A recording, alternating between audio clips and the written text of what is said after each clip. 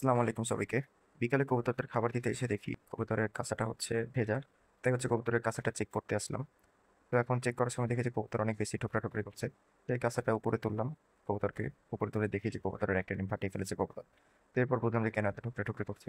এখন এই ডিমটাকে হচ্ছে বের করতে হবে। এই ডিমটাকে বের না করলে আরেকটা যে ভালো ডিম আছে ওইটা হচ্ছে ঠান্ডা অনুভব করে নষ্ট হয়ে যাবে। তো কবুতরের ডিমটা দ্রুতই বের করতে হবে, বের করে পুরো কাঁচাটা আবার পরিষ্কার করতে হবে।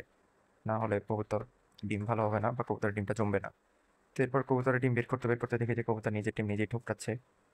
তারপরে দ্রুত বের করতে হবে এখন।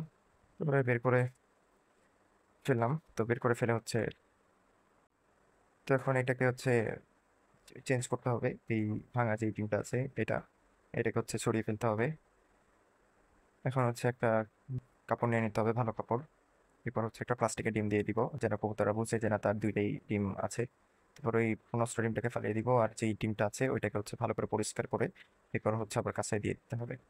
এরপর কাঁচার যে ভিতরে যে কাপড় আছে ওইটাকে হচ্ছে ফালিয়ে দিতে হবে। এরপর দেখতে পাচ্ছি কাঁচা হচ্ছে ভেজা। তো এখন কাঁচাকে পরিষ্কার করে নিলাম। এরপর ডিমটাকে হচ্ছে পরিষ্কার করে নিলাম। এখন হচ্ছে এই কাপড়টা দিয়ে দিতে হবে। এরপর হচ্ছে যে কাপড়টা দিয়ে দিলাম, এখন কাপড়টা দিয়ে দেওয়ার পরে এখন দেখি, কাপড়টা দিয়ে দিলাম। এরপর হচ্ছে এই ডিমটা দিয়ে দেওয়ার বলার প্লাস্টিকের যে ডিম আছে ওইটা হচ্ছে দিয়ে দিলাম। তো এখন হচ্ছে এইটাই এখন হচ্ছে আবার কবুতরের কাছে হচ্ছে দিয়ে দিব।